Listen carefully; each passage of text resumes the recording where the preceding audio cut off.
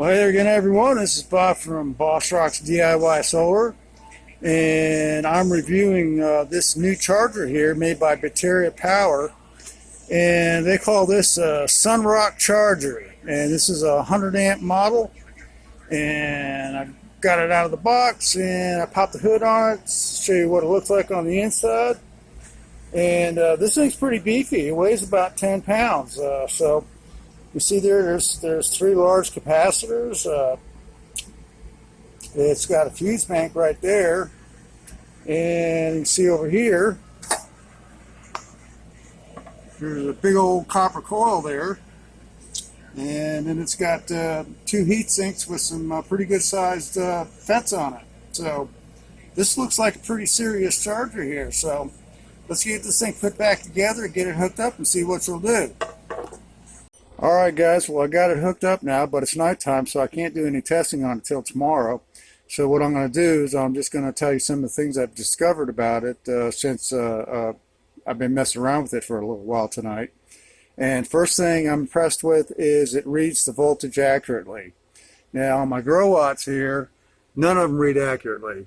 I got 26.1 there, 25.9 there, 26 there, 25.9, 26.3 there. So the growatts really fail when it comes to accuracy on what the actual battery voltage is.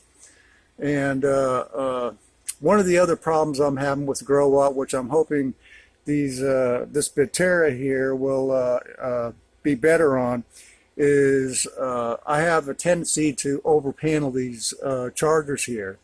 And these growatts are just about indestructible. You can put 10,000 watts into one of these growatts and it won't damage it. The only thing is if you over panel it, especially when it's cloudy and the sun is going in and out of clouds, that'll cause these things to malfunction, and you'll get two types of events on these growatts here.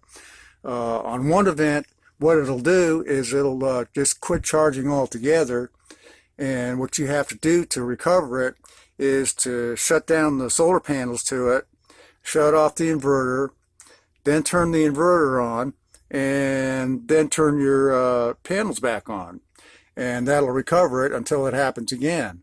The other thing it does is what it'll do is you'll notice that up here on the top I've got voltage meters that register the voltage coming in off the solar panels. And sometimes what you'll see is it'll drop down to 27.1 volts and just hang there. And it'll still put out a little bit of current. From the current meters, I can see a little bit of current coming out, but it's way less than what it should be. So to fix that, all I have to do is just turn it off and on, and that fixes that problem until it happens again.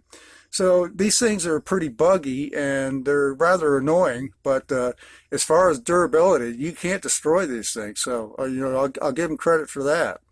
But I'm hoping this Bateria charger here can handle over paneling without those issues, and we're going to find that out tomorrow because I'm going to be putting it through a torture test. Now the other thing I like about this Bateria here is these connectors here will actually accept number 2 wire. Whereas if you had something like a Victron 100 amp charger, and I've had 4 of them, you cannot get a number 2 wire in there without pushing some of the strands back out behind it. I don't know what Victron's problem is, that they can't put connectors on there that'll hold an entire number 2 wire in there. But that's one of the things I don't like about Victrons, and I quit using Victrons because they just didn't hold up. So that's good there. They'll take a full number 2 wire there without the strands being pushed back out of the connector. And one of the other things that I don't like about this is the control panel. It is almost impossible for me to figure out how to run this panel here and run these functions where I can understand what's going on with it, which is completely the opposite with the growatts here. The growatts are they're absolute pleasure to program. So easy that I think a kid could do it, so the growatts are good in that department. But so luckily I didn't order this with the Bluetooth module. This can be monitored with Bluetooth or Wi-Fi, and I just happen to have the proper Bluetooth module to go to this, and it's fortunate I did, because I found out once I got into it, it's so much easier to program this charger than it is through the front panel here. So I really hate their front panel access. It's very difficult to figure out, and if you look at their instructions here on how to use it, it's gibberish to me. It just doesn't make a damn bit of sense.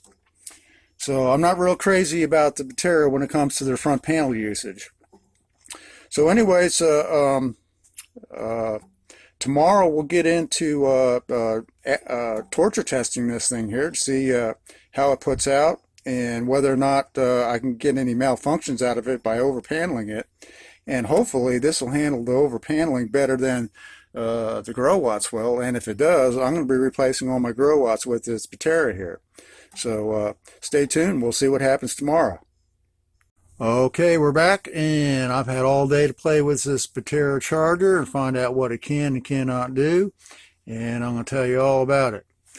Alright, first thing I did this morning was I disconnected all the growatt chargers, took down the first one and replaced it with this one here, and I ran this one all by itself. I wanted to run this charger at maximum power to see how it would handle it. So I had that running at 100 amps for several hours, and it was doing just a fine job. I put my hand over the fan motor here, and this thing puts out a pretty good flow of air, believe it or not. But even at full output, the air coming out of it was only lukewarm. So this thing kept pretty cool even under a full load. So I was pretty impressed with that. Now the other thing I did, the next test was to see how it would handle over paneling. So what I did is I put this is a 24 volt unit, and the maximum it's rated for is 2600 watts. So I went over the 2600 watts to see what would happen, and what happened was it alarmed and shut down. Now it didn't shut down permanently where I had to reset something and get it get it back up and running. What it did is it shut down, and about 5 or 10 seconds later it would turn back on. It would look at the wattage coming in, and if it didn't like it, it would shut back down again, and it'd keep doing that over and over and over again until the wattage was corrected to within spec where it would run. So in that respect, it's got good self-protection. So I'm happy for that. One of the other things I do like about this unit is on the front panel display is when I select a function, like I like looking at the PV wattage. Okay, so I select PV wattage, and I'm looking at that.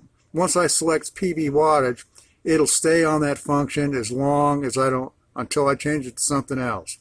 Whereas over here on the growatt, if I want to look at PV function, I'll press the button to PV function, and it'll stay there for about 20 seconds, and it'll go back to the default, which really sucks. If there's a particular setting I want to see all the time, this right here does a job for me, whereas this one right here just pisses me off. Now I will say, as far as programming this Bateria here, how they got this thing programmed, how do you program it, is completely insane. I wouldn't even try to program this thing from the buttons here. It would send me to a mental hospital. Now what they ought to do is they ought to go over and buy one of these growatts here and see how theirs programmed, because this growatt programs like a dream. Now, if they could do that and put that on here, they would probably have the #1 charge controller in the world right now, if you ask me. Now, if you are going to buy one of these things, you're definitely going to want to buy the Bluetooth for it, because the Bluetooth is so much easier to program than the front panel here. The Bluetooth programming is just about as easy as programming the growatt over here. So definitely, if you get one of these, do not buy it without the Bluetooth. You go crazy trying to program it. Let's see what else. One other thing that I don't like about this unit is they have it a timer on the display, which is really weird. I mean, when the unit's running, you want to see the display. When it's at nighttime, you don't want to see it. So they've got a timer on the display. You could set it for seconds or minutes or hours or whatever, for it to turn on or to shut off once it comes on. Now, there is no sense in that function whatsoever. Why they even have it, I don't know. It's stupid. It's if the unit's running, the display should be on. If it's not running, it's nighttime, it should be off. Simple as that. Why do they put a timer on it? I don't know. That's a dumb idea. Now the other thing is I was wondering whether or not these would actually work together with the growatts. So then later on, I turned on the growatts and tested them out, see how they'd run with the Bateria here, and there was absolutely no problem whatsoever. I was really surprised because get this, I've got two growatts over here. One's an 80, one's a 120. You hook these up together for charging, and they will not cooperate with each other. They just don't do nothing. I mean, it's really crazy. You think the same brand would work with each other, but they don't. So, anyways, I was happy to see that. Now, whether or not this Bateria will run with a Renogy or a Victron, it's hard to say. But I don't like running different chargers on a system anyway. So I'm going to be replacing all these growatts here with the Bateria because I really like this Bateria a little bit better than the growatt. And the price point on these things too is incredible. I mean, the growatt itself is reasonable at the $400. There's a little more than $400 now, I think. I got them around $380 or something like that years ago. But now they're over $400. But even still, that's compared to a Renogy and a Victron, they're half the price. But these here, I can get one of these here with a Bluetooth for $249, and it does as good, in some ways better job than the growatt here, at half the price of a Victron and a Renogy. So anyways, and I need, in case of lightning or something like that, the first thing that's going to get hit is your chargers. Your lightning's going to knock out your chargers. So it is a good idea to have backup chargers. And now that I found this charger here and I like it, I'm going to use this as my main charger and keep these as backups here. So that takes care of that problem if you get hit by lightning. So anyways, guys, I don't think there's much more I need to add to this. If you end up buying one of these, don't forget, and get a Bluetooth with it. You're going to be real happy if you do. You're going to be you're going to go crazy if you don't. So anyways, thanks for watching, guys. I'll see you on the next one.